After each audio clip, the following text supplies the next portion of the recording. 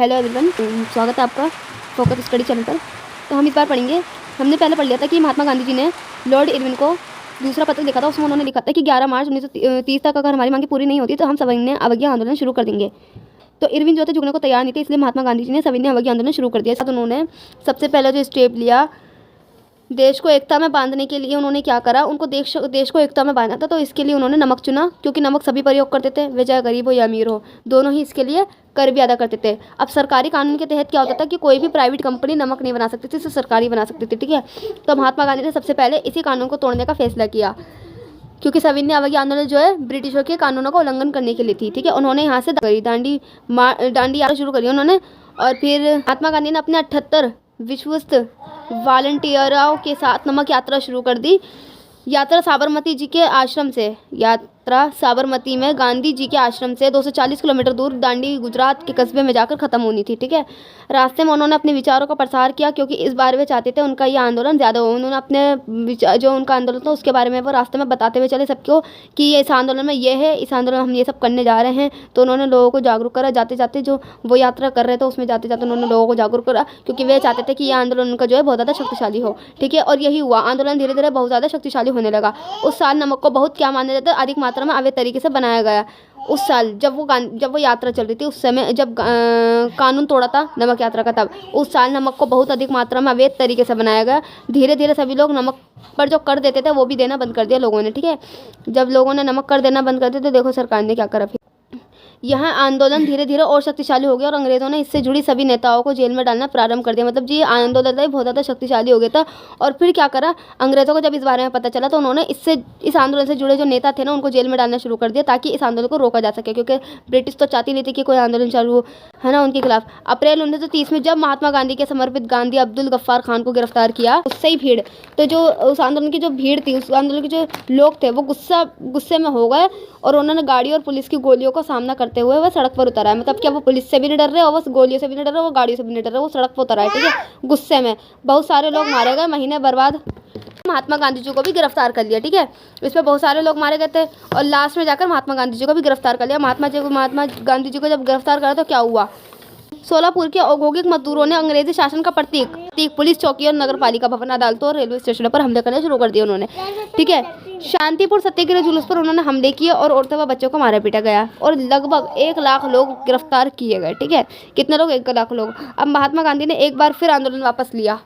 ठीक है, 5 मार्च 1931 को उन्होंने इरविन के साथ एक समझौता पर दस्तखत कर दिए। इसे गांधी इरविन समझौता भी कहते हैं। देखो इरविन के साथ समझौता, इरविन कौन था, लॉर्ड इरविन, जो कि ब्रिटिश के वहाँ का वायसराय था। ठीक है, ब्रिटिश सरकार का।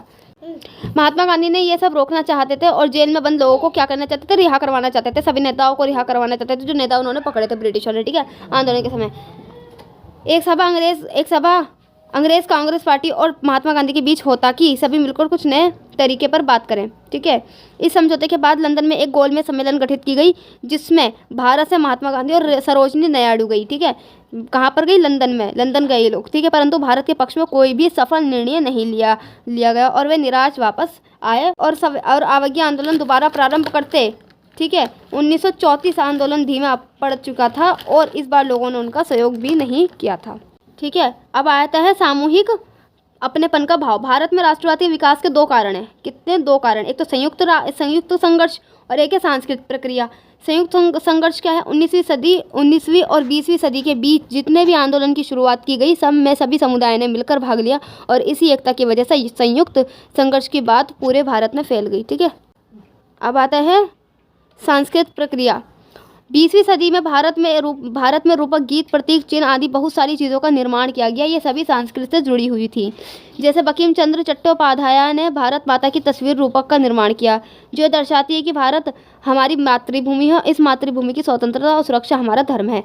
उन्होंने मातृभूमि की स्तुति के रूप में वंदे मातरम गीत लिखा। ये जो गीत है, इस गीत को विभिन्न तरह के आंदोलन में गाया गया। इस पर एक कविता भी लिखी गई, जिसके बाद में गीत में बदलकर राष्ट्रीय गीत घोषित कर दिया। इस पर एक कविता भी लिखी गई जिसको एक राष्ट्रीय गीत घोषित कर दिया। ठीक है, अब आया था भारतीय तिरंगा। बंगाल में स्वदेशी आंदोलन के दौरान एक तिरंगा झंडा हरा, पीला, लाल तैयार किया गया था।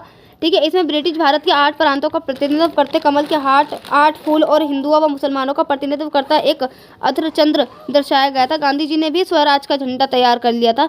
ये भी तिरंगा सफ़ेद, हरा और लाल था। इसके मध्य में गांधीवादी प्रतीक चरखे को जगह दी गई थी और स्वावलंबन का प्रतीक था। जुलूस में ये झंडे थामे चलना शासन के प्रति अवज्ञा का संकेत था। इस पढ़कर ही आपको समझ आ रहा होगा। मतलब जब बांग्ला ने अपना स्वदेशी आंदोलन के दौरान एक झंडा तैयार करा, अपना हरा पीला लाल, तो फिर उन्होंने क्या करा, फिर गांधी जी ने भी अपने एक स्वराज का झंडा तैयार कर लिया और इस झंडे में क्या करा इन्होंने, एक गांधीवादी प्रतीक, मतलब गांधीवादी मतलब चरखे को जगह दी गई, इस झंडे के अंदर चरखे को जगह दी गई और स्वावलंबन का प्रतीक था। ठीक है, ये जो था स्वावलंबन का प्रतीक था। जुलूस में जब ये थाम कर चला जाता था तो शासन के प्रति, मतलब ये जो ब्रिटिश शासन थे उसके प्रति अवज्ञा का संकेत था, अवज्ञा का संदेश था। ठीक है, ये चैप्टर तो हमारे यहाँ पे पूरा हो गया है आज। और अगर इससे जुड़े कोई भी डाउट्स हो आप मुझे कमेंट्स बॉक्स में बता सकते हैं। अब मैं शुरू करूँगी फर्स्ट चैप्टर, जो कि यूरोप में राष्ट्रवाद है और हार्ड भी लगता है थोड़ा, नहीं पढ़ेंगे और उसे ऊपर पढ़ेंगे, कहानी की तरह नहीं पढ़ेंगे तो हार्ड ही लगेगा। अगर आप हिस्ट्री को कहानी की तरह नहीं पढ़ते हो ना तो आपको हार्ड ही लगेगी, वो पढ़ ही नहीं जा सकती। ठीक है, थैंक यू सो मच।